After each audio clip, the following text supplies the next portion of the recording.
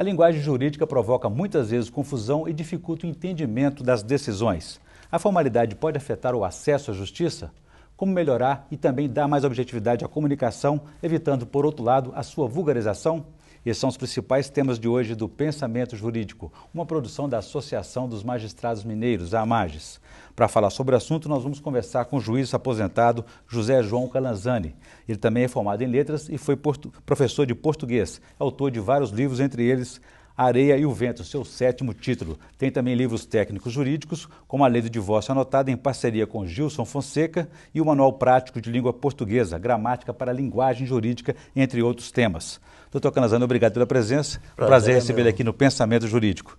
Nós teremos ainda o quadro Pensamento Literário, em que o senhor fará indicações de leitura para os nossos telespectadores. Okay. Muito bem, doutor Calanzani. Vamos começar a nossa questão sobre essa linguagem jurídica. Qual que é a importância de uma linguagem simples para facilitar a prestação jurisdicional, levar a justiça ao cidadão, enfim? Eu costumo dizer que todo juiz devia aprender com o Milton Nascimento naquela frase dele. Todo juiz, todo artista tende a ir onde o povo está. O judiciário tende a ir aonde o povo está. O judiciário existe para o povo e não o povo para o judiciário. Por isso que, antigamente, o juiz ele era o representante do rei, representava a vontade do rei. Hoje, o juiz é um funcionário público. Ele faz um concurso e é pago pelo povo para prestar serviço ao povo. Eu acho que vem daí essa cultura de isolamento, de distanciamento, da nobreza, no caso? Não, exatamente, porque ele era o indivíduo intocável. Então, o gabinete do juiz era fechado, o povo sempre entendia que era uma linguagem que ninguém entende. Então, hoje, como ele, no Estado Democrático de Direito, como ele é um funcionário do povo, ele precisa atender o povo e dar as decisões que o povo entenda. Senão vai ser igual aquele caso do Rui Barbosa, que estava lá, entrou um ladrão na casa do quintal dele, e ele falou assim, seu ilustre larápio, né? Dar-te-ei um piparote no alto da sinagoga e transformarei sua massa encefálica em cinzas cadavéricas. Afinal de contas, o que significa aí, isso? Né? Ele virou assim, doutor, eu levo ou não a galinha que eu tinha roubado do quintal? Não entendeu nada. Então, eu acredito que a simplicidade, num dos meus livros, eu começo o livro com a seguinte frase, a simplicidade é símbolo da perfeição. E o senhor acha que essa formalidade ela pode dificultar o acesso à justiça, distanciar o cidadão de procurar o judiciário, por exemplo? O cidadão ainda, a nossa justiça ainda era elitista, né? Foi criado o juizado especial, né? Os juizados especiais, que também já estão abarrotados de serviço, que na verdade não veio diminuir a justiça, veio atender uma parcela da população que estava desassistida, né? Pela simplicidade, pela oralidade, pela desnecessidade de advogado. Então, o juizado veio exatamente ajudar. Mas eu acredito que, cada vez mais, o juiz precisa ser simples, ser objetivo, mesmo pelo acúmulo de serviço. Tem juiz que gosta, às vezes, de fazer de uma sentença um tratado jurídico.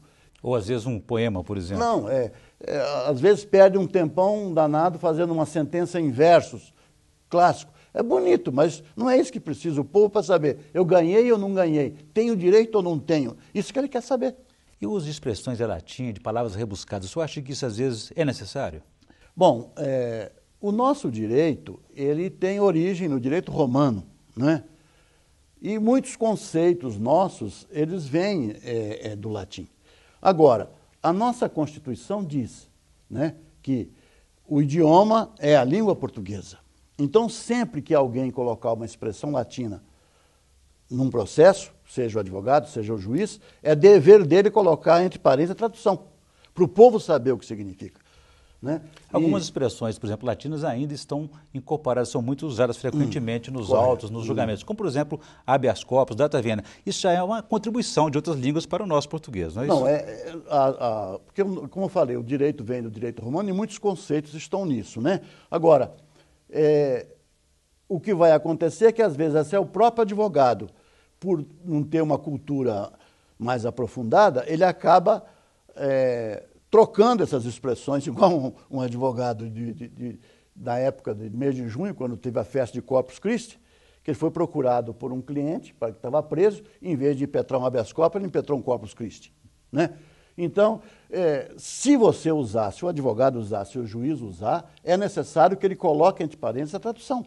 O povo precisa saber o que significa juris tantum, né? Ad argumentandum tantum, juri et de jure, inaudita altera parte. Afinal, precisa saber se você foi culpado ou inocente. Né? Pois é, ele quer saber se eu ganhei ou não ganhei, se eu sou culpado ou sou inocente. O senhor falou há pouco sobre a questão dos temas jurídicos. O senhor acha que uma sentença deve conter conceitos jurídicos apenas ou pode também contemplar aí opiniões do juiz?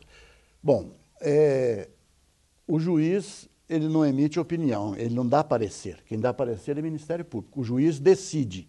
Ele tem que fazer análise do fato. O juiz ele tem que ter o que aconteceu, em que circunstância aquilo aconteceu, e isso é muito importante, a circunstância, porque se fala assim, fulano matou cicrano, é um crime. Fulano matou cicrano em legítima defesa.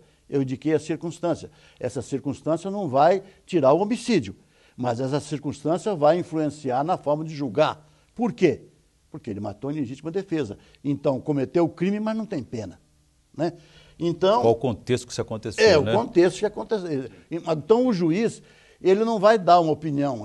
Por isso que, normalmente, a sentença vem em terceira pessoa. Né?